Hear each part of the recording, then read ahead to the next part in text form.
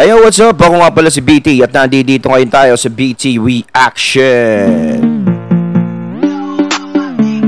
And welcome to my channel, Tunay na Kritiko. At meron po tayong panonooring video ngayon. Ito po ay nagbula kay Ders TV. Sa mga hindi pa po nakakabisita sa channel ni Ders TV, bisita na po kayo mga katunay. At kung hindi pa kayo nakakapag-subscribe, subscribe na din po kayo mga katunay kay Ders TV. At syempre huwag nyo rin po sana kalimutan na mag-subscribe dito sa channel ko sa Tunay na Kritiko. Sa mga hindi pa nakakapag-subscribe, and click the notification bell para maging updated po kayo sa mga reaction videos na aking ilalabas. At huwag na natin pagtagal at sabay-sabay na nating panoorin ang laman ng video na hatid sa atin ni Ders TV at bibigyan natin ng reaksyon. Pasok! Hello po sa inyong lahat. Magandang araw po. Kamusta na po kayo? Andito na naman ako, ang inyong lingkod na legit Dower Cards na tagahatid na mga legit na kaganapan tungkol sa TBJ. Kaya kung isa kayo sa hindi pa nakasubscribe sa ating channel, nako, i-click nyo na po ang subscribe at bell button dyan sa baba para pag may mga bago akong balita, ay mano-notify po kayo agad-agad. At bago nga po natin simulan ang balitaan, ninais ko lamang pong magpasalamat sa inyong lahat sa walang sawang pagsuporta at pakikinig sa aking mga daily update. So eto na, at simulan na po natin ang balitaan. At tunahin nating pag-usapan ang ads count ng EAT ngayong araw po, October 9, 2023, na kung saan kahit na nagkaaberya po ang EAT at nawalan po ng sound kanina, ay panalo pa din po ang ads count na pumasok sa kanila. So ang total ads ng EAT ay 110 TB ads. Kasi sa GAP1, ang pumasok po sa kanila ay 35 TB ads. Sa GAP2 naman, 38 TB ads. And sa GAP3, 37 TB ads. And syempre, alamin din natin ang commercial duration ng EAT.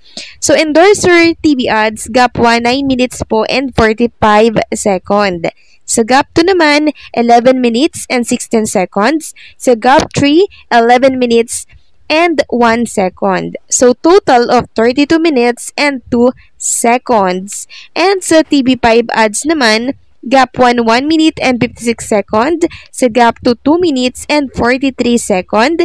Sa GAP3, 2 minutes and 1 second. So, total, 6 minutes and 40 seconds. So, ang total duration po ay 38 minutes and 42 seconds.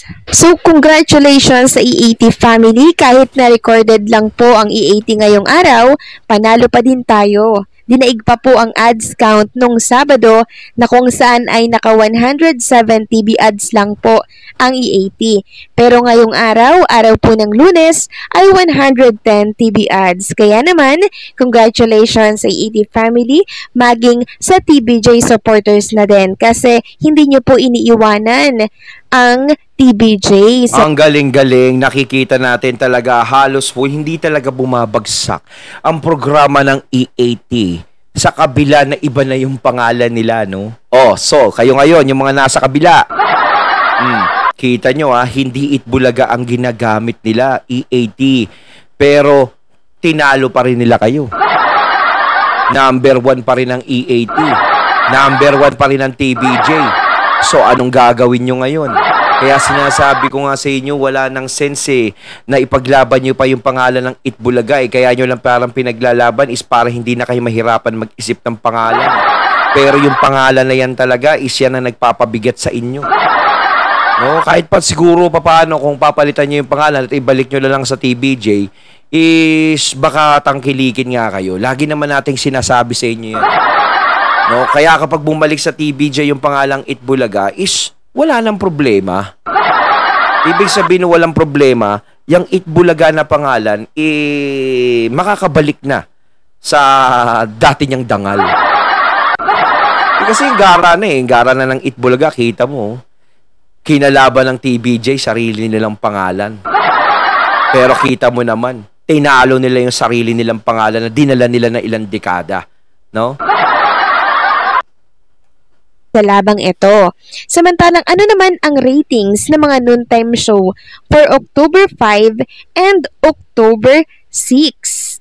Ayan, meron tayong balita. Narito po at malalaman po ninyo. So, ang Tape Bulaga po, October 5, 3.8% at nung October 6 naman, 3.7%. Samantalang ang It's Showtime, nung October 5, 2.8% at nung October 6, 3.8%. So, nalamangan po ng It's Showtime nung October 6 ang Tape Bulaga kasi ang Tape Bulaga ay 3.7 habang ang It's Showtime ay 3.8. Halos silang dalawa na lang yung naglalaban no? Yung It Bulaga tsaka yung Showtime. Parang nagigisaan sila sa sarili nila ng mantika dahil isang channel lang sila. Samantalang, ang E80 naman ay 4.5% noong October 5 at noong October 6 naman ay 4.4%. Ito po ay Nutam ratings, okay? So still, panalong-panalo pa din po ang E80 ng TVJ sa TV5. Wala talagang makakalamang sa kanila. Iba talaga pag original. Talagang humahatak at panalo. Samantalang pag-usapan naman natin itong inilabas ng isang tabloid tungkol sa nangyari po sa sugod bahay na kung saan ay hindi naiwasang makapagsalita po ang winner doon sa sugod bahay ng masamang salita kasi mahirap nga naman talagang maiwasan yan lalo na't live po, diga po. Sinabi pa ang hirap talaga kumilos pag live kasi pag may nagsalita talaga na hindi maganda talagang masasagap at masasagap Bossing Vic Soto na wag na pong pansinin ito at bigyan pa po ng kahulugan. Yan ang pati una po ni Bossing Vic Soto sa mga bashers na walang ginawa kundi humanap ng mali sa E80.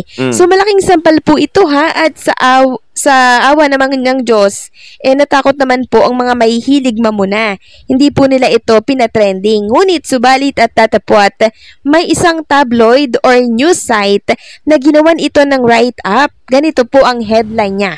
So, sabi po dito, sa latest episode nga ng E80 ay nakapagsalita ng bastos ang sugod bahay winner. Yan po ang caption ng isang tabloid na ito na siyang pinost niya po sa Facebook. Sabi ng headline, winner sa sugod bahay nagsalita ng bastos sa live ng E80. Tapos sa thumbnail po, mababasa dito, absuelta na naman kaya ito? Parang may kahulugan yun po, yung absuelto na naman kaya ito, parang ibig sabihin may pinapanigan ng MTRCB pag nakakagawa yung E80 ng hindi maganda. Ang gara naman ng pagkaka-thumbnail nito, no? Tanungan niya.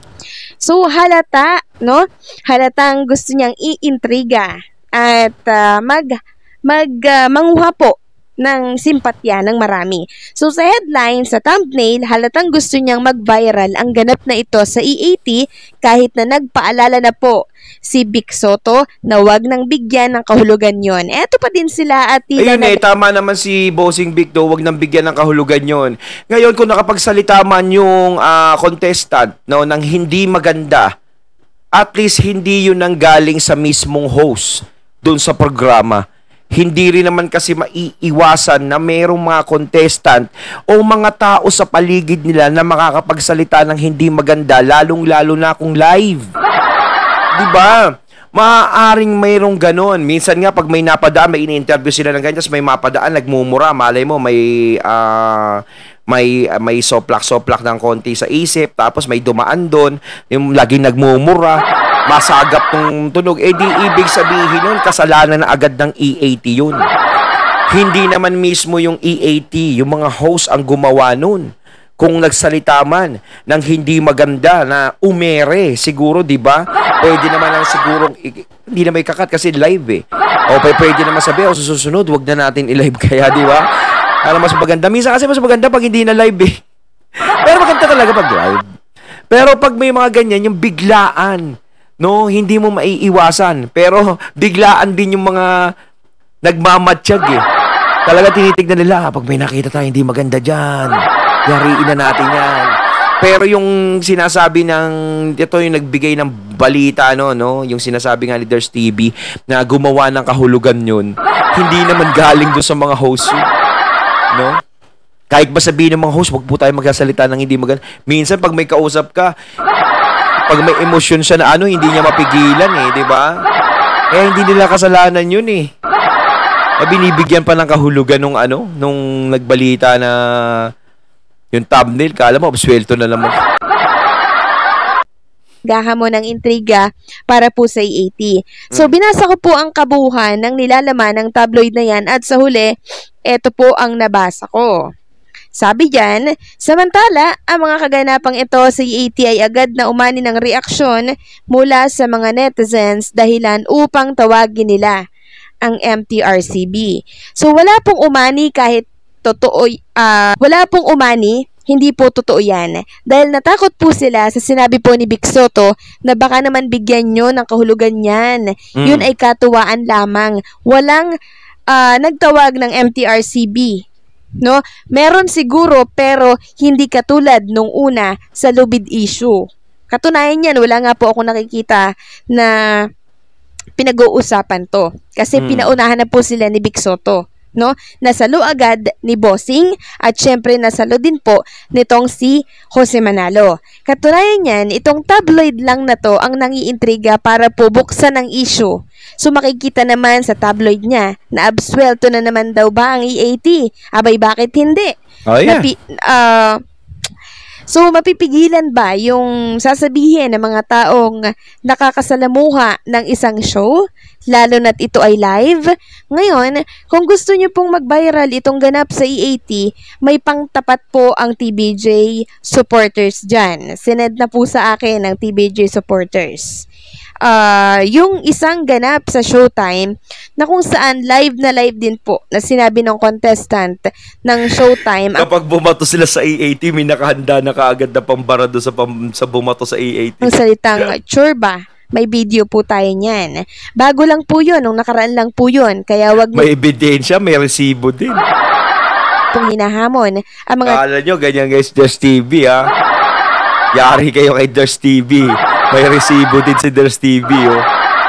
TBJ supporters. Dahil may nakakasangbala po yan. Sinabi na nga wag nang bigyan ng issue ni Bossing Vic Soto. Eto at ginawan pa po ng write-ups. At may thumbnail pang absuelto na naman daw bang EAT. Wag po tayong ganyan. Lalo na't nagpaunan na po si Bossing Vic Soto. Eto pa kayo at tuloy na tuloy pa din ang paggagawa po ng intriga, no? So, anong klaseng mindset po yan? Yes. Samantalang kanina naman po, habang nagsisearch ako sa YouTube ng EAT or EAT, ito po yung lumabas, Itbulaga TV5 at Itbulaga TV5 Live Today. Meaning po nito, yung mga tao sa YouTube at Itbulaga TV5 po, ang sinesearch nila. So, itsapwera po nila ang Itbulaga... Mantakin mo, no? Itbulaga nakalagay tapos TV5. Talagang hindi nila sinesearch yung Itbulaga GMA. Dahil ang Itbulaga TV5. Sakit nun, no? It hurts. Talaga sa GMA7. Kasi nga naman ang TBJ, ang tunay na Itbulaga at sila po ay nasa TV5. Tama yun. Tama nga naman, ano? Matalino talaga yung mga tao ngayon. Dahil kahit sa YouTube, kitang-kita na... Kailan ba naging Itbulaga sila, Paulo Contis? Hindi naman sila ang Itbulaga talaga eh. Nakiki-Itbulaga lang sila. Nagtatrabaho lang sila sa Itbulaga. Pero yung tunay na katauhan ng Itbulaga at yung espiritu ng Itbulaga, hindi sila Paulo yun. Hindi sila Isko Moreno yun. Hindi sila Betong yun. Hindi sila Bubo yun. Kahit kailan wala silang party dyan. Host lang sila dyan. No? Pero ang tunay na kumakatawan talaga sa pangalang Itbulaga ay ang Tito, Vic, and Joey. Dapat palakpak. Na Itbulaga TV5 ang trending na may pinakamaraming search. Ito ay isang patunay na ang Itbulaga po ay nasa TV5 at talagang inaantay na lang natin ay ang malaking announcement ng official na Itbulaga na title ay magagamit na po ng EAT. So, ayun, natating natunghayan ng video na nagbula kay Ders TV. Ayan ha, hinihintay na lang natin ang pag-uwi ng pangalang Itbulaga at sana ay makabalik na ito sa tunay na nagmamay-ari, ang TVJ. So, kayo mga katunay, ano masasabi nyo tungkol dito? So, once again, I'm BT and I'm out. Peace.